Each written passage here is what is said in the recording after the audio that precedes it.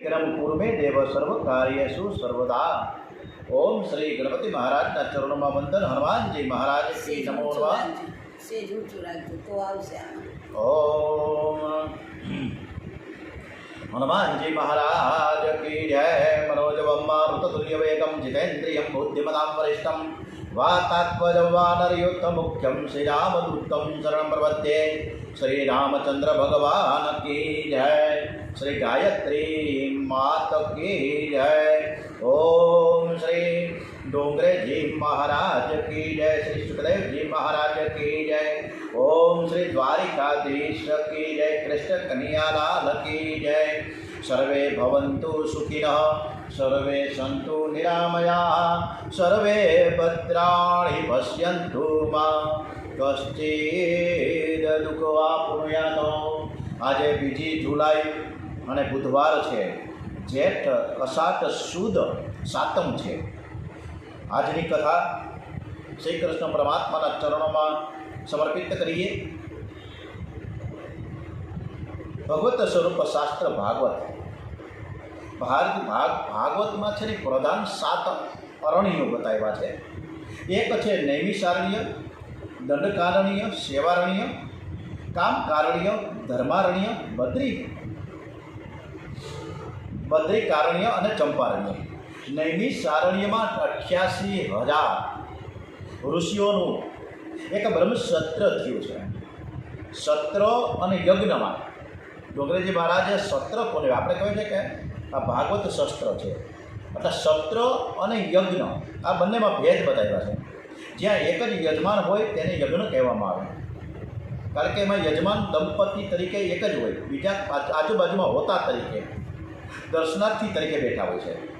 જ્યાં બધા જ યજમાન હોય ત્યાં એને સત્ર કહેવામાં આવે છે। જ્યાં ફળમાં સમતા છે તે સત્ર, અને જ્યાં ફળમાં વિષમતા દેખાય એ યજ્ઞ છે। યજ્ઞમાં જે યજમાન થઈને બેસે છે, સંકલ્પ કરે, બ્રાહ્મણોને દક્ષિણ આપે, તેને યજ્ઞનું 16 આની ફળ મળે છે। યજ્ઞમાં કોઈ સેવા કરે તેને સેવાના પ્રમાણે 2 આની પુણ્યનો અંશ મળે છે। ભાગવત એક જ્ઞાન સત્ર છે જ્યાં બધા જ યજમાન છે, આપણે બધા જ યજમાન છીએ, જે અત્યારે ઘરે બેઠા બેઠા કથા સાંભળે છે। હું અને તમે બધા જ યજમાન છીએ। યત્ર ઋત્વે જારવ યજમાન, બધાને એક સરખું મળે તેને સત્ર કહેવાય। કથામાં કોઈ ગરીબ હોય ત્યારે પૈસો ખર્ચવાની જરૂર નથી। ભાગવત એક શ્રી કૃષ્ણનો મહિમા છે એવો ભાવ રાખી ભગવાન શ્રી કૃષ્ણના નામનો જપ કરે, શાંતિથી કથા સાંભળે તો હજારો ખર્ચનારને જે ફળ મળે છે એ જ ફળ તે ગરીબને મળે છે। સર્વમાં બધાને 16 આની ફળ મળે છે। સત્રમાં જે બેઠા હોય એ દરેકને, યજ્ઞમાં એક દંપતીને જ મળે, એટલે કે જે યજમાન બેઠા હોય છે એને જ 16 આની ફળ મળે, પણ સત્રમાં તો બધાને જ 16 આની ફળ મળે છે। 88,000 ઋષિઓએ બ્રહ્મસત્ર કર્યું છે। બ્રહ્માજીને કહ્યું કે મારે આખો દિવસ ભક્તિ કરવા માટે એવી કોઈ પવિત્ર નૈમિષારણ્ય કઈ રીતે ભૂમિ પસંદ થઈ એની સરસ મજાની આ કથા શરૂ થાય છે। 88,000 ઋષિઓએ બ્રહ્મસત્ર કર્યું છે। બ્રહ્માજીને એવું કહેવામાં આવ્યું કે મારે આખો દિવસ ભક્તિ કરવા માટે એવી કોઈ જગ્યા બતાવો જે પરમ પવિત્ર અને સાત્વિક હોવી જોઈએ, અને જે ભૂમિથી ભક્તિમાં સાથ આપનાર હોવી જોઈએ। ભોગ ભૂમિમાં આખો દિવસ ભક્તિ થાય નહીં, ગ્રસ્તના ઘરમાં ભક્તિ થાય નહીં, ગ્રસ્તના ઘરમાં કામના પરમાણુઓ ફરે છે, ગ્રસ્તના ઘરમાં વિષમતા થાય છે, ગ્રહમાં રાગ દ્વેષ વેર વાસનાના ઓછાયા હોય છે, ગૃહમાં એટલે કે ઘરમાં જાણતા અને અજાણતા પાપ થાય છે। અમને એવી પવિત્ર ભૂમિ બતાવો કે જે આખો દિવસ ભક્તિમાં અમને સાથ આપે। બ્રહ્માજી આ ઋષિઓએ એક ચક્ર આપ્યું છે અને કહ્યું છે કે આ ચક્રની પાછળ તમે ચાલો, અને જ્યાં ચક્ર સ્થિર થાય ત્યાં તમે બેસી જજો। આ મનોમય ચક્ર નૈમિષારણ્યમાં એકદમ સરસ રીતે શાંત થઈ ગયું છે। ઋષિઓ ત્યાં બેસી ગયા છે, ભક્તિમાં સાથ આપે ને સાત્વિક ભૂમિમાં આ ઋષિઓ સરસ મજાના બિરાજમાન થયા। ગોમતી ગંગાના કિનારે નૈમિષારણ્યની આ શાંત ભૂમિ છે, જે ભૂમિ હૃદયને પીગળાવે છે, મનને શુદ્ધ કરે છે, પવિત્ર ભાવના જાગૃત કરે છે। ઋષિઓ ત્યાં બ્રહ્મસત્ર કરવા બેઠા છે. બ્રહ્મસત્રના પ્રધાન આચાર્ય સૌનક મુનિ છે. આ બ્રહ્મસત્રમાં સૂતજી પણ પધાર્યા છે. સૌએ સૂતજીનું સન્માન કર્યું. પ્રધાન આચાર્ય સૌનક મુનિએ સૂતજીને સરસ મજાનો સુંદર પ્રશ્ન કર્યો છે. ઘોર અજ્ઞાનનો નાશ કરે કોટી રવિસમ, કહો સૂત કથા સાર અમ કર્ણ રસાયણ. આજ સુધી ઘણા પુસ્તકો વાંચ્યા, ઘણી કથાઓ સાંભળી છે. હવે કથા સાંભળવાની ઈચ્છા નથી. સર્વ કથાનો સાર શું છે એ અમને તમે કહો. કેટલાક લોકો પુસ્તકો વાંચે છે, એનું શબ્દ જ્ઞાન વધે છે, પણ શાંતિથી બેસીને ભક્તિ કરતા નથી. શાંતિથી બેસીને ભગવાનના નામનો જપ કરે ને વધારે સારું છે. બ્રહ્મસત્રમાં ઋષિઓને હવે કથા સાંભળવાની નથી, કથાનું સાર તત્વ સાંભળવું છે. આ ઋષિઓ બધા જ શ્રી બાલકૃષ્ણલાલના સેવકો છે. એમને બાલકૃષ્ણલાલનું સ્વરૂપ બહુ ગમે છે, લાલાની સેવા કરે છે, શ્રી કૃષ્ણનું સ્મરણ કરે છે, ને તેથી ઋષિઓ શ્રી કૃષ્ણના જેવા થઈ ગયા છે. તમે જેની સેવા કરશો, જેનું સ્મરણ કરશો, તેના જેવા તમે થઈ જશો. લાલાને માખણ અને મિશ્રી ભાવે, લાલાને બીજું કશું ભાવતું જ નથી. માખણ છે દૂધનો સાર છે. શ્રી કૃષ્ણની સેવા કરનાર વૈષ્ણવો સાર ભોગી બને છે.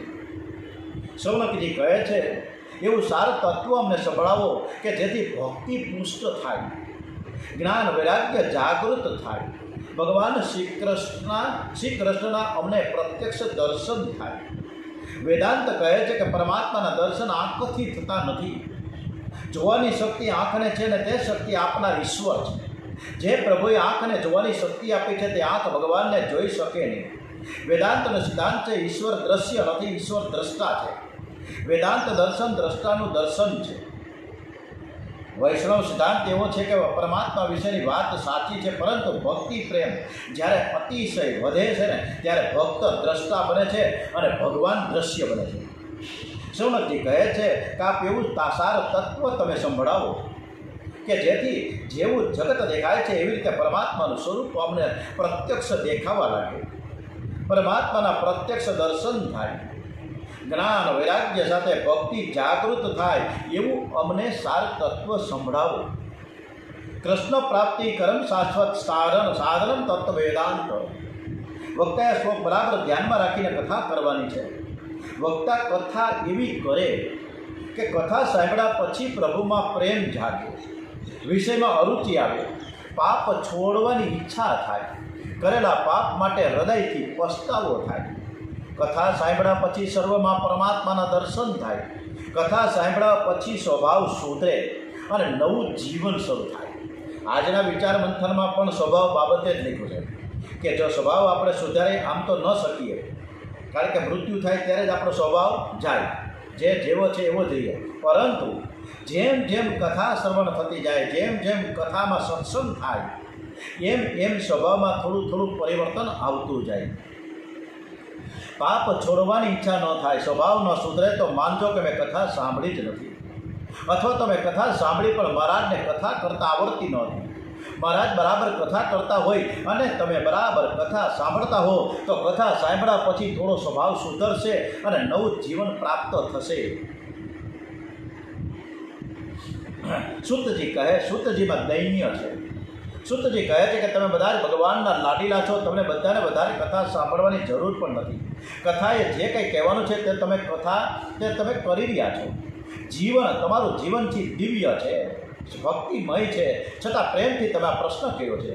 મમ ત્વેતા વાણી ગુણ કરથન પુણ્યેન ભવતા પુનામી થે રીમ્ય પૂર્વથન બુદ્ધિ વ્યર્થ વસિતા.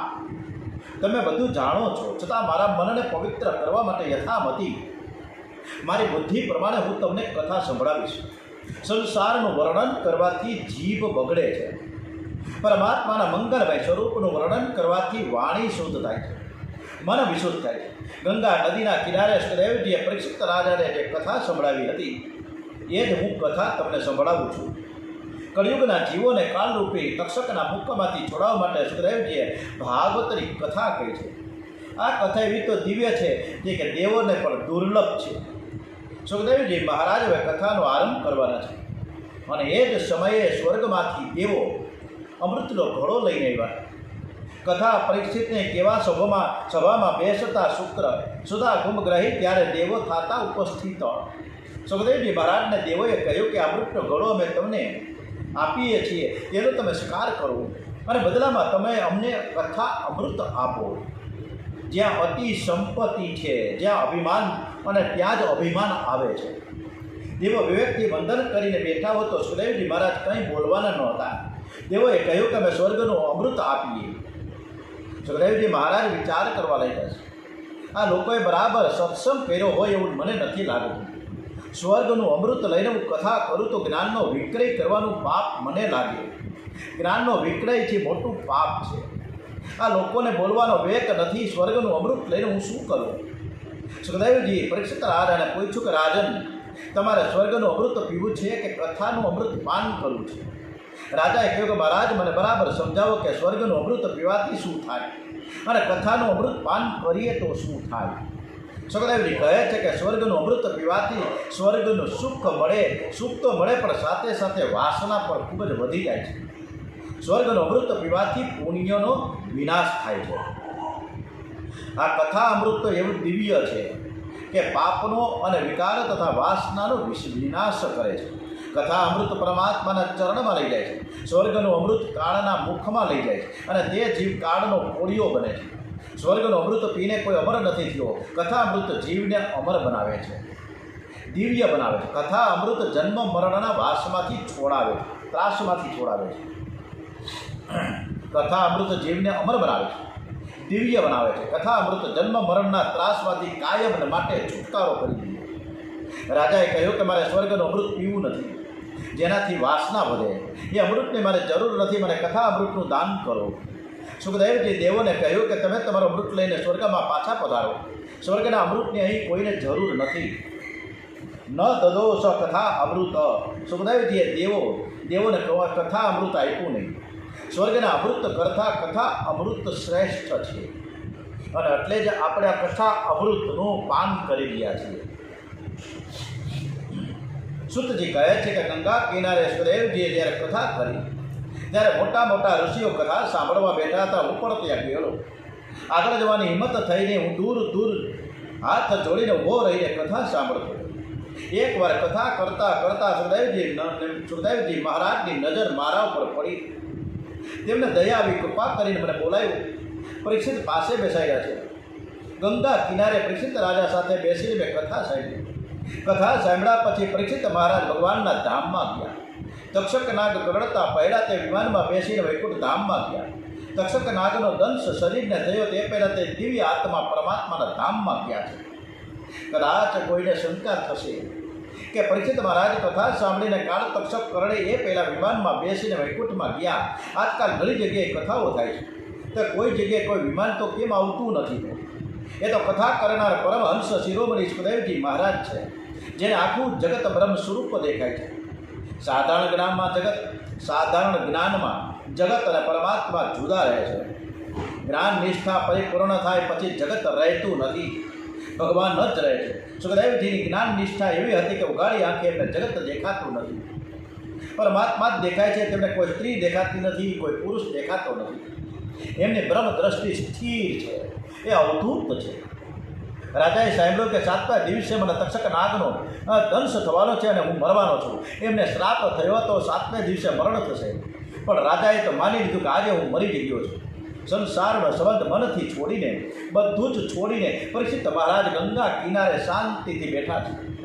વક્તા સુખદેવજીનો આદર્શ જીવનમાં ઉતારીને કથા કરે અને શ્રોતાઓ પરીક્ષિત બનીને કથા સાંભળે તો કથાની બહુ શક્તિ આવે. વક્તા અને શ્રોતા બહુ લાયક હોય. 7 દિવસ તો ઘણા થઈ પડે. દીવો છે, ઘી છે, વાટ છે, દિવાસળી છે, બધી જ તૈયારી હોય તો દીવો પ્રગટાવતા વાર કેટલી લાગે? અરે સદગુરુ અને સદ શિષ્યને 7 દિવસ તો ઘણા છે. સુખદેવજી જેવા સિદ્ધ પુરુષો મળે અને પરિસ્થિત જેવો સાધક પરમાત્માના દર્શન માટે અતિ આતુર હોય તો તેને 7 દિવસમાં મુક્તિ મળે. એમાં શું આશ્ચર્ય છે? આ કથામાં એવી શક્તિ છે.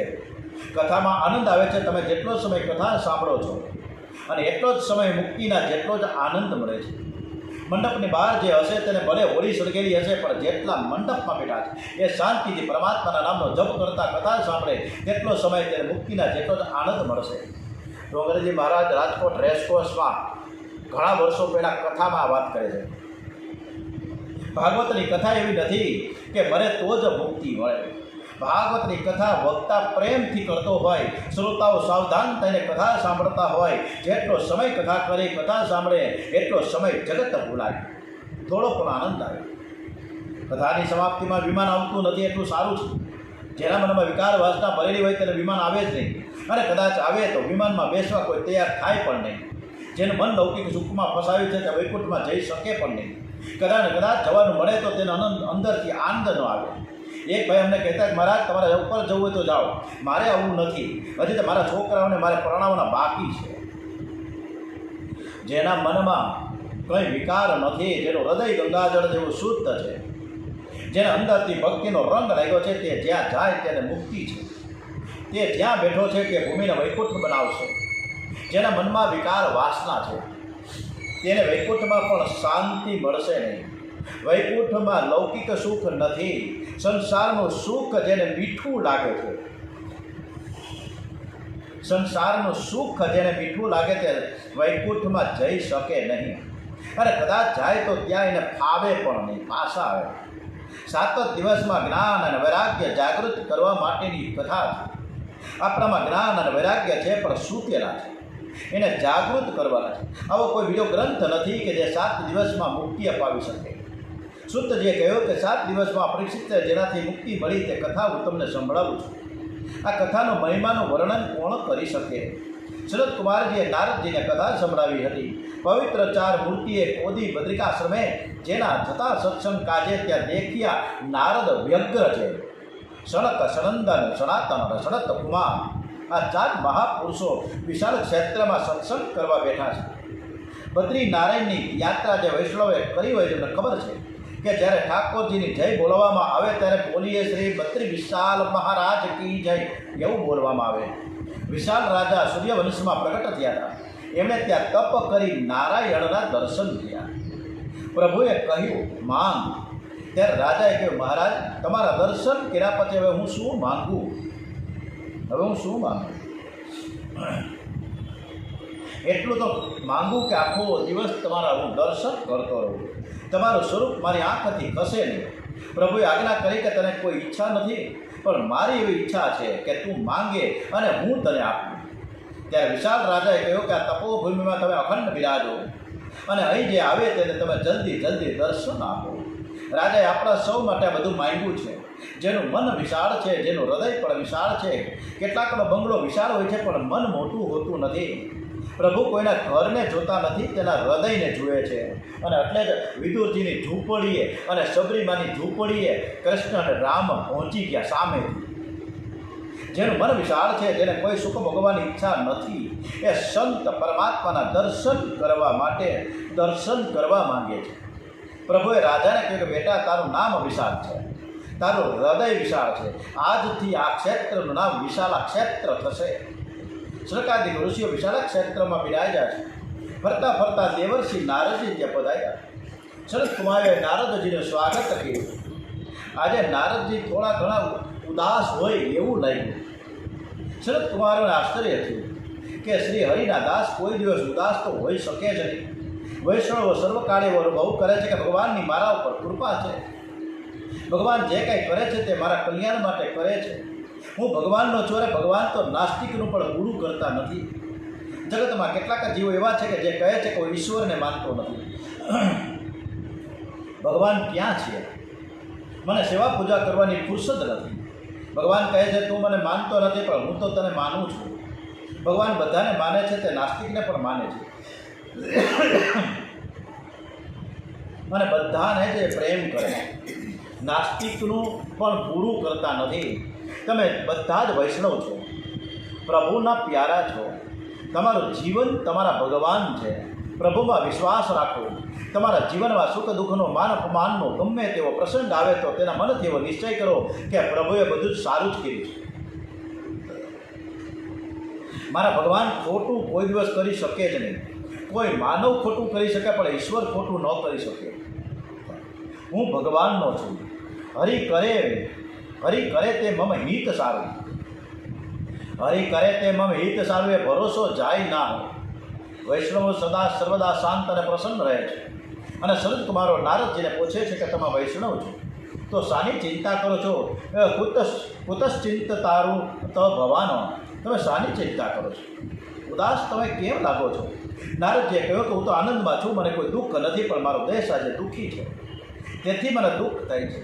નારદજી મહારાજ સમાજ સુધારક સંત છે, એમની ઈચ્છા છે કે બધા જ સુખી થાય. કોઈ કોઈનું બુરું છે નહીં, કોઈ ભૂખું ન રહે, બધાનું કલ્યાણ થાય. બધા જ ભગવાનની ભક્તિ કરે, પરમાત્માને શરણે લે. નારદજીની ઈચ્છા છે કે નારદજી તેથી જગતમાં ફરે છે. નારદજીએ કહ્યું કે લોકો સાચું બોલતા નથી, હવે જૂઠું બહુ બોલે છે. જીવ માત્ર હવે પેટ ભરા બની ગયા છે. કળિયુગમાં સ્વચ્છતા દેખાય છે પણ પવિત્રતા નથી. બધાને ભોગવવા છે, સાચા સુખની માનવને ખબર પડતી નથી. વ્યવહારમાં છળ કપટ બહુ વધ્યા છે, તેથી કોઈને શાંતિ નથી. કપટ કરનારનું મન અશાંત હોય છે. ભલે તે બંગલામાં રહેતો હોય. નારદજી દુઃખના કારણ બતાવે છે. જ્ઞાનનો વિક્રય બહુ થવા લાગ્યો છે, તેથી દુઃખ વધ્યા છે. અન્નનો વિક્રય થવા લાગ્યો છે. રાંધ્યા ધ્યાન જનો વેચે, વિપ્રો એ વધ વેચતા.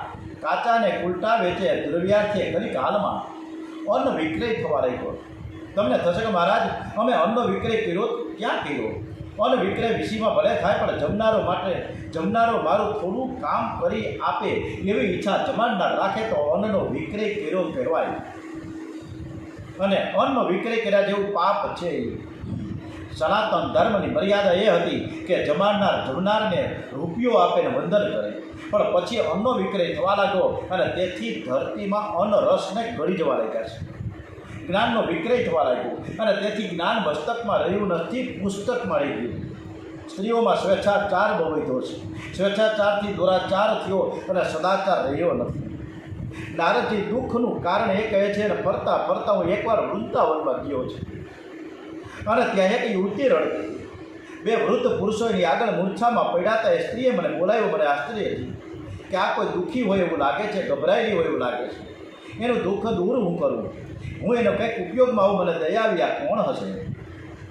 એકદમ તે સ્ત્રી સાથે બોલતા મને મૂંઝવણ થઈ. ધરતીમાં મોઢું રાખીને ઊભો રહ્યો. સનાતન ધર્મની મર્યાદા છે કે પુરુષ વિનાકારણ કોઈ સ્ત્રી સામે તાકીને જુએ નહીં અને સ્ત્રી પણ પુરુષને જુએ નહીં. સ્ત્રીએ મને કહ્યું કે ભો સાધો શરણમ તિષ્ઠ મંચિતામપી નાશય. ભો શ્રણિત હે સાધુ ને આજ મુજ ચિંતા હરો. મહારાજ તમે કોઈ સંત લાગો છો. તમારા દર્શન થયા પછી મને શાંતિ મળી છે. સંતોનો સમય બહુ કિંમતી હોય છે. હું વધારે તમારો સમય નહીં માગું. એક શરણ માગું છું. આપણા શાસ્ત્રમાં એવું લખ્યું છે કે ભજનમાં, કથા, કીર્તનમાં તમે વારંવાર જાઓ તે યોગ્ય છે. કોઈ સાધુ સંતોને વારંવાર મળવા જાઓ એ યોગ્ય નથી. સંત પરમાત્મામાં તન્મય થવાનો પ્રયત્ન કરે છે. સંત સતત ભક્તિ કરવાની ઈચ્છા રાખે. સંસારી જીવ સંતને મળવા જાય કે સંતનો વધુ સમય લે તો ભક્તિમાં વિક્ષેપ થાય. મેં જ્યારે પૂછ્યું કે તમે કોણ છો, ત્યારે તે સ્ત્રીએ મને કથા સંભળાવી કે મહારાજ મારું નામ છે ભક્તિ. જ્ઞાન અને વૈરાગ્ય નામના મારા બે પુત્રો છે. એવો વૃદ્ધ થઈ ગયા છે, મૂર્છામાં છે. દ્રવિડ દેશમાં મારો જન્મ થયો. કર્ણાટકમાં હું મોટી થઈ. મહારાષ્ટ્રમાં હું ક્યાંક મને માન મળ્યું. ગુજરાતમાં મારી દશા ભરી છે.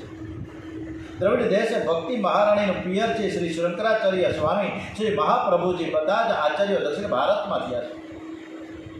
અવતાર ઉત્તર ભારતમાં થયા અને દક્ષિણ ભારતમાં આચાર્ય પ્રગટ થયા છે.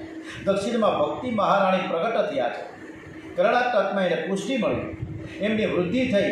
આચાર અને વિચાર બંને જ્યાં શુદ્ધ હોય ત્યાં ભક્તિ પુષ્ટ થાય છે.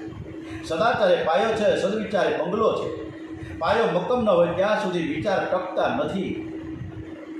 આચાર પ્રભો ધર્મ સમાજ સદાચાર પાડે તો બુદ્ધિમાં ખરાબ વિચાર નહીં આવે. મન બુદ્ધિ પવિત્ર રહે એવું ઈચ્છતા હો તો સદાચાર છોડશો નહીં.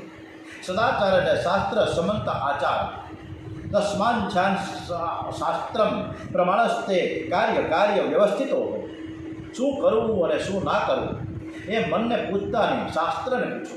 આ પરદેશના લોકો જોડે સંબંધ વધ્યો ત્યારથી સદાચાર રહ્યો નથી. આપણો ભારત દેશ ઋષિઓનો દેશ છે. તમારો જન્મ કોઈ ઋષિના વંશમાં થયો છે.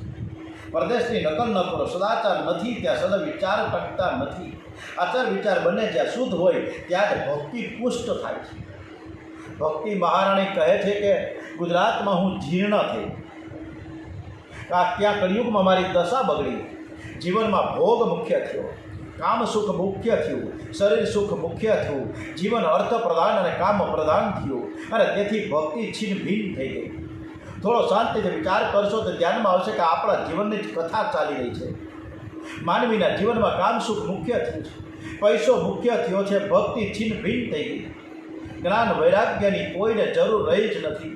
કોઈ શાંતિથી બેસીને વિચાર કરતો નથી કે હું કોણ છું, હું કોણ છું, શા માટે જીવું છું, મારે ક્યાં જવું છે, હું ક્યાંથી આવ્યો છું, મારું લક્ષ્ય શું છે.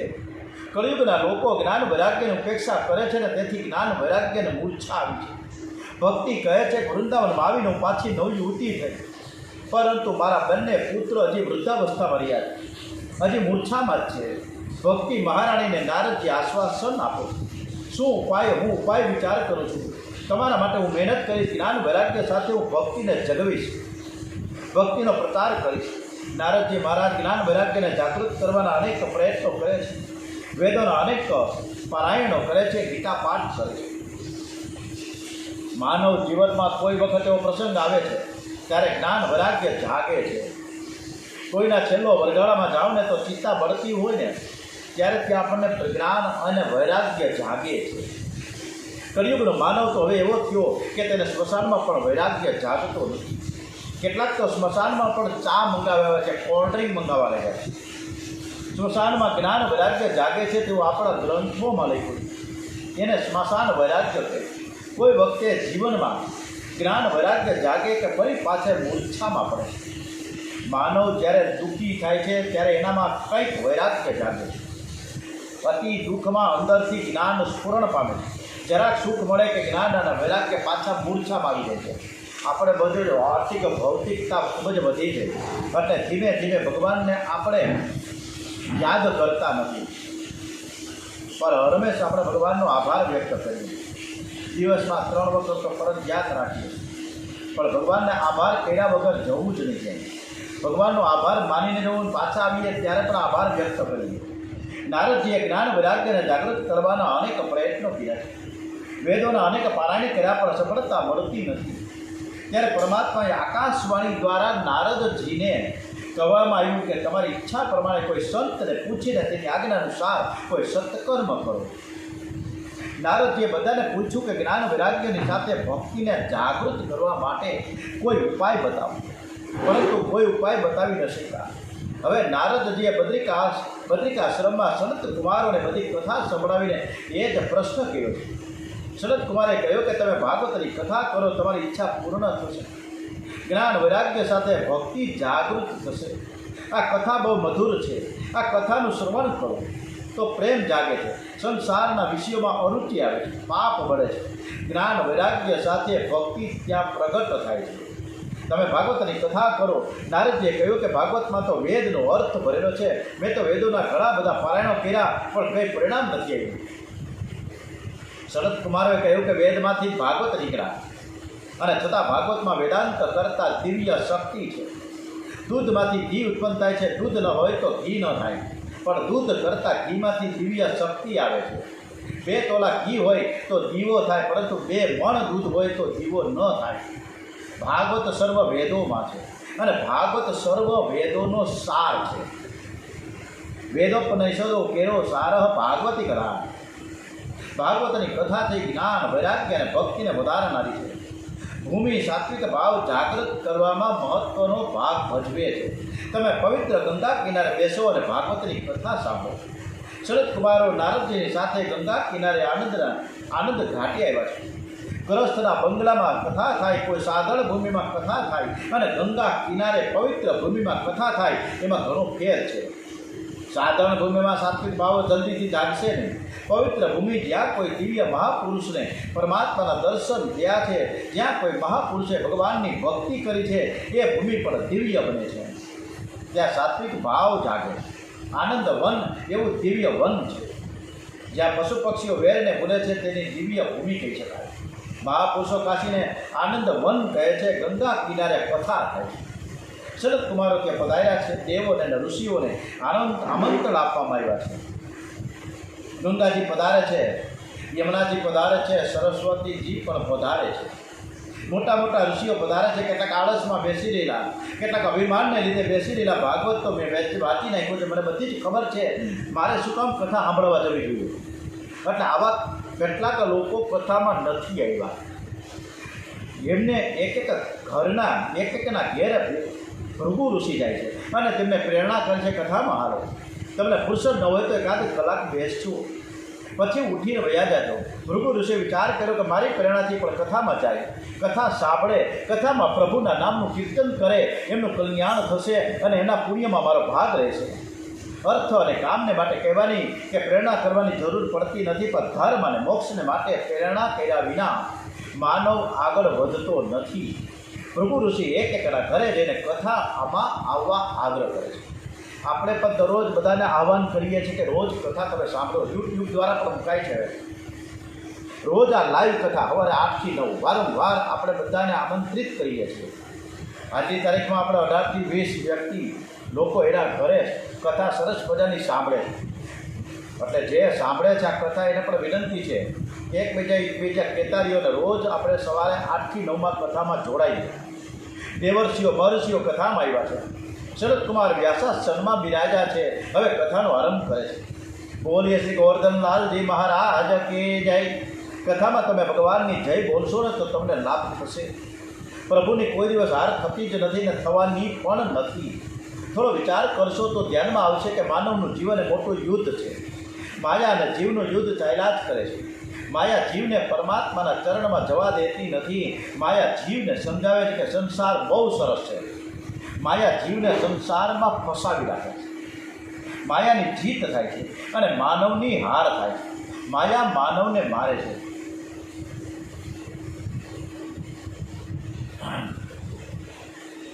માનવ બહુ પ્રેમથી ભગવાનનો જય બોલતો નથી. પ્રેમથી ભગવાનનો જય બોલે તો માનવની હાર થાય નહીં.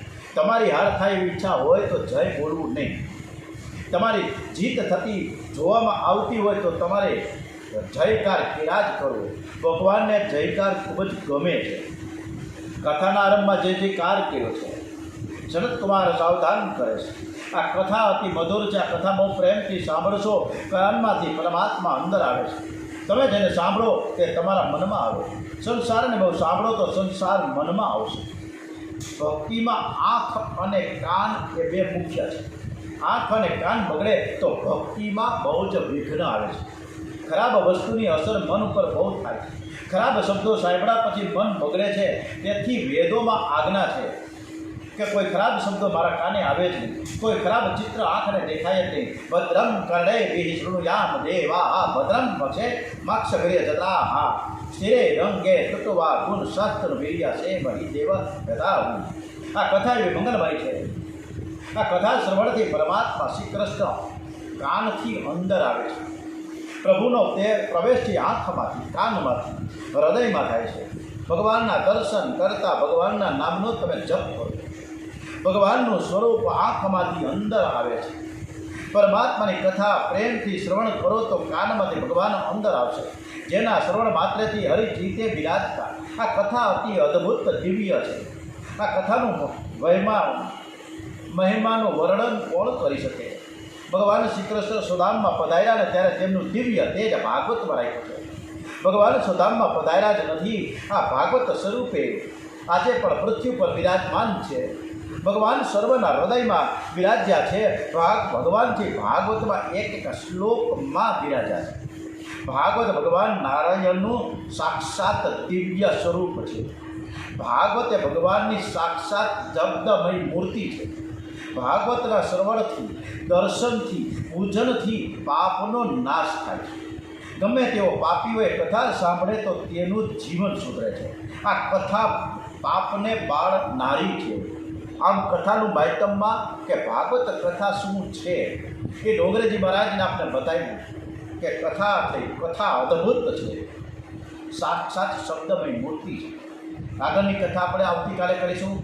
ओम श्री कृष्ण कन्हैया लाल की जय। श्री बालकृष्णलाल की जय।